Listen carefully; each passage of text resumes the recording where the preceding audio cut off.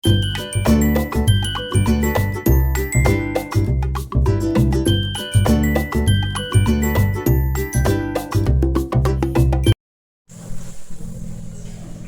ನಮಸ್ಕಾರ, welcome back to our channel. So good morning ಎಲ್ಲರಿಗೂ. So ಇವತ್ತು ಶುಕ್ರವಾರ, ವರಮಹಾಲಕ್ಷ್ಮಿ ಹಬ್ಬ.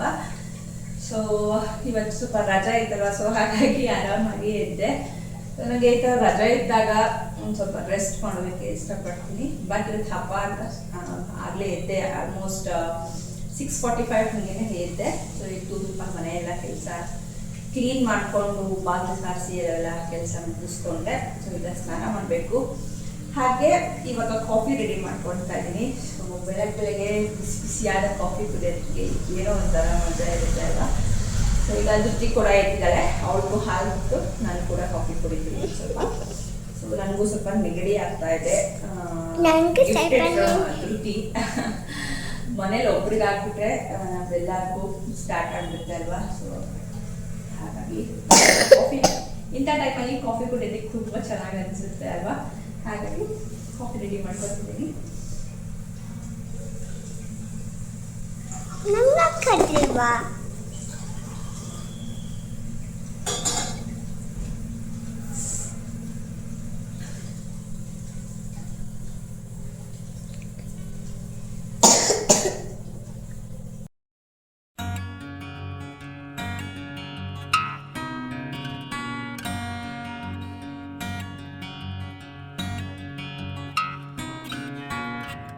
ಇವತ್ತು ಧೃತಿಗೆ ರಜಾ ಇತ್ತು. ಸೊ ಹಾಗಾಗಿ ನಿಧಾನಕ್ಕೆ ಎದ್ಲು. ಸೊ ಅವಳಿಗೆ ಎದ್ಮೇಲೆ ಅವಳನ್ನ ಫ್ರೆಶ್ ಅಪ್ ಮಾಡೋಣ ಅಂತ ಇವಾಗ ಬ್ರಷ್ ಎಲ್ಲ ಮಾಡ್ತಿದ್ದೀನಿ. ಸ್ವಲ್ಪ ಬ್ರಷ್ ಮಾಡಬೇಕಾದ್ರೆ ತುಂಬಾ ಗಲಾಟೆ ಮಾಡ್ತಾಳೆ. ಅದು ಇದು ಕತೆ ಹೇಳಿ ಅವಳಿಗೆ ಬ್ರಷ್ ಮಾಡಿಸಿದ್ದಾಯಿತು.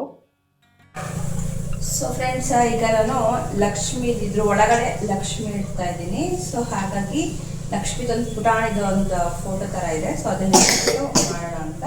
ಸೊ ಇದಕ್ಕೆ ಸುತ್ತ ಒಂದು ಡೆಕೋರೇಟ್ ಮಾಡೋಣ ಅಂತ ಅಂದ್ಕೊಂಡಿದ್ದೆ. ಸೊ ನಾನು ಇದರಲ್ಲಿ ರೀಲಲ್ಲಿ ಎಲ್ಲೋ ನೋಡಿದ್ದೆ. ಸೊ ಅದನ್ನು ಟ್ರೈ ಮಾಡೋದಾಯಿತು ಅಂತ ಅನಿಸ್ತು. ಸೊ ನಿಮಗೂ ಕೂಡ ಶೇರ್ ಮಾಡೋಣ ಅನಿಸ್ತು. ಸೊ ಬನ್ನಿ ಅದನ್ನು ಯಾವ ರೀತಿ ಮಾಡಿದ್ರೆ ನೋಡೋಣ. ಈ ಥರ ನಿಮ್ಮಲ್ಲಿ ಯಾವ ಥರದಾದ್ರೂ ಆಯಿತು. ಈ ಥರ ಬಟ್ಲು ಮತ್ತು ಡಬಲ್ ಸೈಡ್ ಗಮ್ಮು ಮತ್ತೊಂದು ಸೀಸರು ಮತ್ತು ಕಾಯಿನ್ಸ್ ತೊಗೊಂಡಿದ್ದೀನಿ. ಮೊದಲಿಗೆ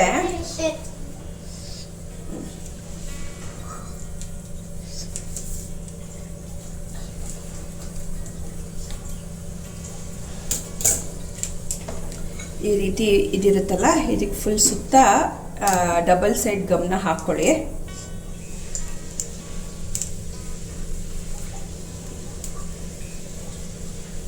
ಓಕೆ,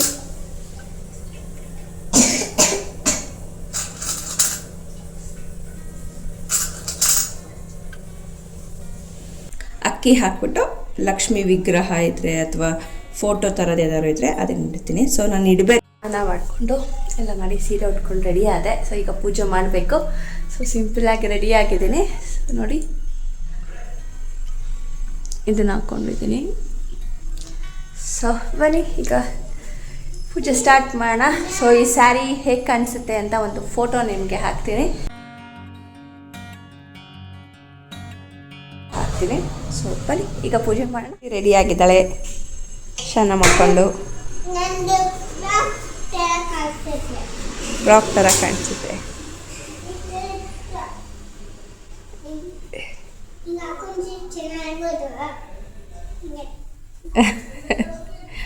ಸೊ ಇವಾಗ ದೀಪ ಹಚ್ಕೊಂಡು ಪೂಜೆನ ಸ್ಟಾರ್ಟ್ ಮಾಡಿದೆ. ಸೊ ನಮ್ಮ ಮನೇಲಿ ಸಿಂಪಲ್ಲಾಗಿ ದೇವ್ರ ಮನೆಯಲ್ಲೇ ಪುಟ್ಟದಾಗಿ ಕಳಶ ಇಟ್ಬಿಟ್ಟು ಪೂಜೆ ಮಾಡುವಂಥ ರೂಢಿ ನಮ್ಮ ಮನೆಯಲ್ಲಿರೋದು. ಕೆಲವ್ರ ಮನೆಯಲ್ಲಿ ಲಕ್ಷ್ಮಿನ ಕೂರಿಸ್ತಾರೆ. ಸೊ ನಮ್ಮಲ್ಲಿ ಲಕ್ಷ್ಮಿ ಕೂರಿಸೋ ಅದು ರೂಢಿ ಮಾಡ್ಕೊಂಡಿಲ್ಲ, ಗೌರಿನ ಕೂರಿಸ್ತೇವೆ. ಸೊ ಒಬ್ಬೊಬ್ಬರು ಮನೆಯಲ್ಲಿ ಒಂದೊಂದು ಟ್ರೆಡಿಷನ್ ಇರುತ್ತೆ. ಏನೇ ಮಾಡಿದ್ರೂ ನಾವು ಭಕ್ತಿಯಿಂದ ದೇವ್ರನ್ನ ಪೂಜೆ ಮಾಡಿದ್ರೆ ಅಷ್ಟೇ ಸಾಕು. ದೇವ್ರಿಗೆ ಅದೇ ಬೇಕು ಇದೇ ಬೇಕು ಅಂತ ಯಾವತ್ತೂ ಕೇಳಿರಲ್ಲ. ನಮ್ಮ ಭಕ್ತಿ ಮಾತ್ರ ದೇವರು ಕೇಳುವಂಥದ್ದು. ಇದು ನನ್ನ ಅಭಿಪ್ರಾಯ. ನಿಮ್ಮಲ್ಲೆಲ್ಲ ಇವತ್ತಿನ ಹಬ್ಬದಲ್ಲಿ ಏನು ಸ್ಪೆಷಲ್ ಮಾಡಿರ್ತೀರಾ? ಸೊ ಯಾವ ರೀತಿ ನಿಮ್ಮಲ್ಲೆಲ್ಲ ಹಬ್ಬ ಆಯಿತು ಅಂತ ಕಮೆಂಟಲ್ಲಿ ತಿಳಿಸಿ.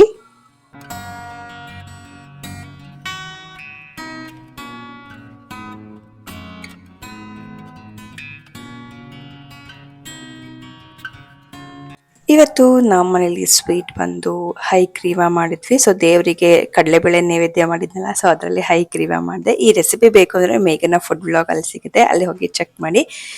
ಅಮ್ಮ ಬಂದಿದ್ರು, ಸೊ ಹಾಗಾಗಿ ಅವ್ರ ಹತ್ರನೇ ಅಡುಗೆ ಮಾಡಿಸಿದೀನಿ. ಯಾಕಂದ್ರೆ ಅವ್ರ ಕೈ ರುಚಿ ತಿಂದು ತುಂಬಾ ದಿನಗಳಾಗಿರುತ್ತಲ್ವಾ, ನಾನು ತುಂಬಾನೇ ಮಿಸ್ ಮಾಡ್ಕೊಂತಿದ್ದೆ. ಅವರು ನಮ್ಮ ಮನೆಗೆ ಬರ್ಲಿಲ್ಲ, ನಾನು ಹಾಸನಿಗೆ ಹೋದಾಗೆಲ್ಲ ಅವ್ರ ಕೈ ರುಚಿ ತಿನ್ಬೇಕು ಅಂತಾನೆ ಆಸೆ ಆಗತ್ತಲ್ವಾ. ಸೊ ಎಲ್ಲ ಮಕ್ಳಿಗೂ ಇದೇ ರೀತಿ ಅಮ್ಮನ ಕೈ ರುಚಿ ತಿನ್ಬೇಕು ಅಂತ ಆಸೆ ಇದ್ದೇ ಇರುತ್ತೆ ಅಲ್ವಾ. ಸೊ ಇದಾಗಿತ್ತು ನಮ್ಮ ಮನೆಯ ವರಮಹಾಲಕ್ಷ್ಮಿ ಹಬ್ಬದ ವ್ಲಾಗ್. ಈ ವ್ಲಾಗ್ ನಿಮ್ಗೆ ಇಷ್ಟ ಆಗಿದ್ರೆ ಪ್ಲೀಸ್ ಲೈಕ್ ಮಾಡಿ. ಹಾಗೆ ನಮ್ಮ ಚಾನಲ್ ಇನ್ನೂ ಸಬ್ಸ್ಕ್ರೈಬ್ ಮಾಡದೆ ನೋಡ್ತೀರಾ ಅಂದ್ರೆ ದಯವಿಟ್ಟು ಸಬ್ಸ್ಕ್ರೈಬ್ ಮಾಡ್ಕೊಳ್ಳಿ.